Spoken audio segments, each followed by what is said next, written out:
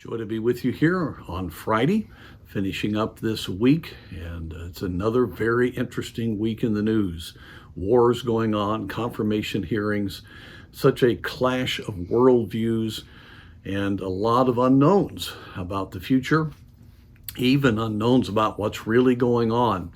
In my lifetime, I can't remember such a sense of really distrust of media, distrust of what our leadership is saying, and it's disconcerting from that standpoint. But we need to realize that we have a direct conduit to the one who is the God of truth. He knows everything, and the church is the pillar and ground of truth, and we have the word of truth and the Spirit of God who authored it in us to illumine truth. So we have everything we need to be able to function.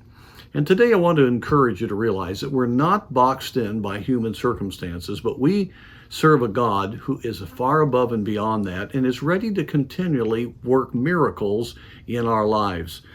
I look at Acts chapter 9, and there in Joppa, which is by the sea, that's modern Tel Aviv, that area.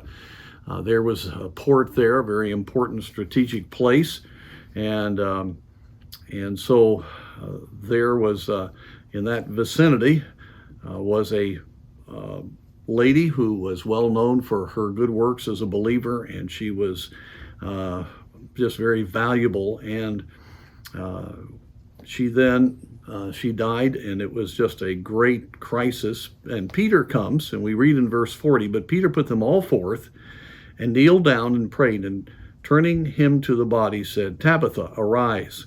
And she opened her eyes, and when she saw Peter, she sat up, and he gave her his hand and lifted her up. And when he had called the saints and widows, presented her alive, and it was known throughout all Joppa, and many believed in the Lord.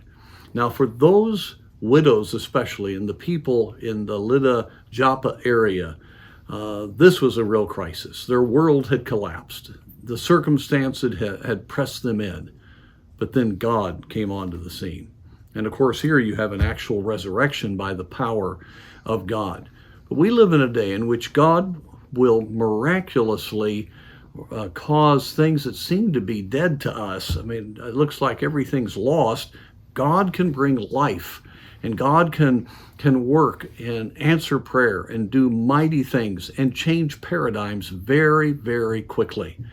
And we must not allow ourselves to have this sense of hopelessness because of what we see at the moment.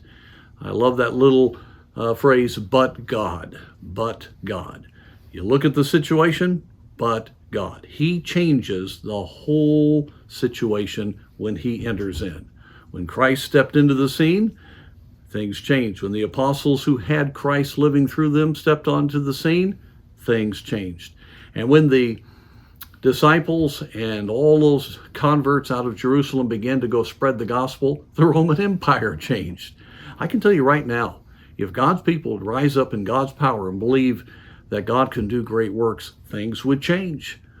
And we've got to really be stirred to not react to what Satan's doing, but oppose it by following the Great Commission and doing exactly what God has called us to do. Everything can change. God is a God of miracles. So I want to encourage you today to have that perspective.